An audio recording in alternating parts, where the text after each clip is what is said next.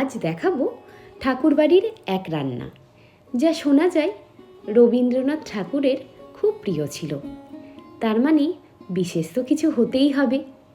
আসুন দেখে নিই সেই রকম এক রান্না, যা আপনাদের মন ছুঁয়ে যাবেই।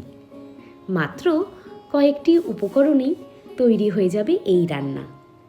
নিরামিষ দিনের জন্য এটি আপনার হেসেলে মহার্ঘ হবেই। প্রথমেই ফ্রাই প্যানে সর্ষের তেল দিয়ে সামান্য চিনি, কাঁচা লঙ্কা দিয়ে তাতে হলুদ, লঙ্কার গুঁড়ো, জল দিয়ে গুলে দিতে হবে। এবার সর্ষে কাঁচা লঙ্কা বাটা দিয়ে কিছুক্ষণ নেড়ে তাতে 500 ml দুধের ছানা দিয়ে ভালো করে নেড়ে স্বাদ মতো নুন আর একটু আটা দিতে হবে মাখা মাখা হওয়ার জন্য। ব্যাস 2 মিনিটের মধ্যেই তৈরি হয়ে যাবে অপূর্ব স্বাদের সর্ষে ছানা, যা রুটি ও পরোটার সাথে খেতে লাগবে দারুণ উপাদেয়।